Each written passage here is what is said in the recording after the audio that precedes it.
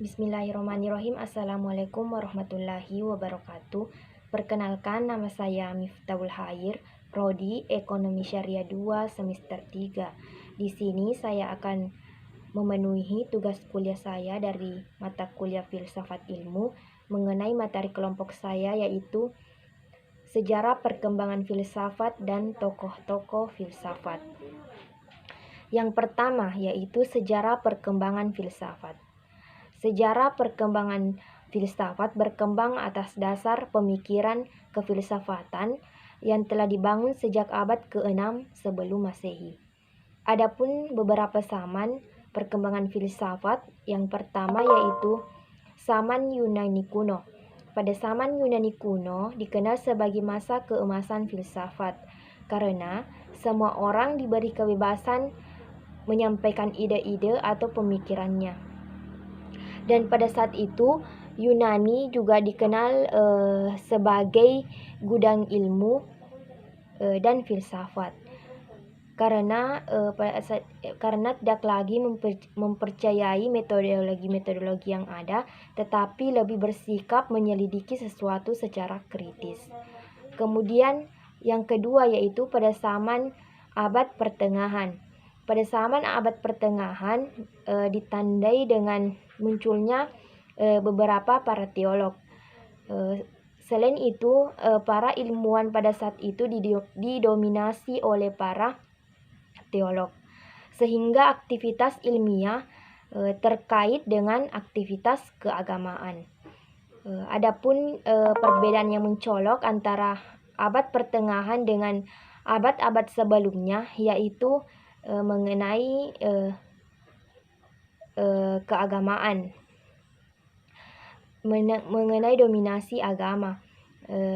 Pada saat itu munculnya ditandai dengan munculnya agama Kristen yang diajarkan oleh Nabi Isa alaihissalam. Kemudian selanjutnya yaitu pada zaman modern. Pada zaman modern ditandai dengan berbagai penentuan dalam bidang ilmiah. Perkembangan ilmu pengetahuan pada zaman modern sesungguhnya sudah dirintis sejak zaman Renaissance. Kemudian yaitu yang terakhir zaman kontemporer pada abad ke-20 sampai seterusnya. Pada zaman kontemporer ini ditandai dengan perkembangan ilmu pengetahuan dan teknologi yang begitu pesat. Dilihat sekarang informasi begitu mudah didapatkan dan begitu mudah untuk disebarkan. Kemudian seperti penemuan komputer, internet adalah salah satu wujud dari zaman kontemporer ini. Kemudian selanjutnya yaitu tokoh-tokoh yang terdapat pada sejarah perkembangan filsafat. Yang pertama yaitu Thales. Thales merupakan seorang filsuf yang mengawali sejarah filsafat. Pemikiran Thales dalam berfilsafat yaitu mengembangkan filsafat dengan menanyakan asal mula sifat,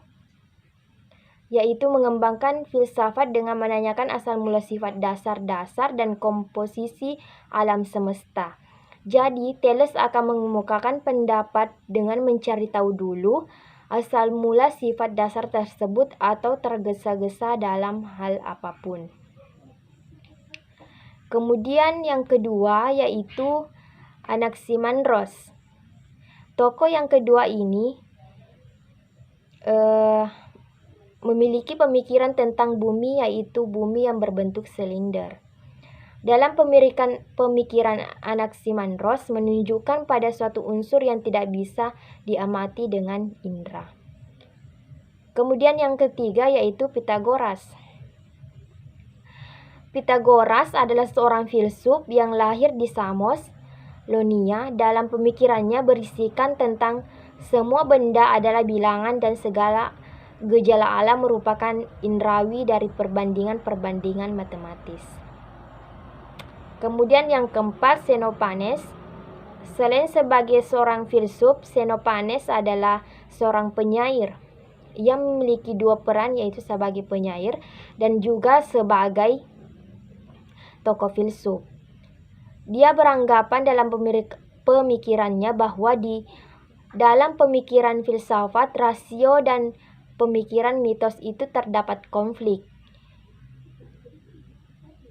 Ia memiliki penalaran sangat cepat, tanggap atau kritis untuk mengkritik keduanya. Dan yang kelima, Socrates merupakan filsuf yang memiliki peran yang sangat penting dalam filosofis. Socrates adalah gurunya Plato. Socrates merupakan sosok orang yang sangat bijaksana selama menghadapi berbagai persoalan. Ia mampu menyelesaikan masalah dengan baik dan bijak. Ia banyak disukai masyarakat. Bagaimana mungkin ia tidak disukai masyarakat jika sifat kebijaksanaan sudah tertanam pada dirinya? Serta yang terakhir yaitu seorang tokoh yang terkenal, yaitu Aristoteles. Aristoteles adalah orang yang pertama kali mengklasifikasikan spesies biologi dan membuktikan bahwa bumi itu bentuknya bulat. Pemikiran Aristoteles menggunakan aliran empirisme yang didasarkan dengan bukti dan pengalaman yang ia miliki. Jadi itulah penjelasan dari saya mengenai sejarah perkembangan filsafat dan tokoh-tokoh filsafat. Semoga apa yang saya sampaikan bermanfaat untuk kita semua. Lebih dan kurangnya mohon dimaafkan. Wassalamualaikum warahmatullahi wabarakatuh.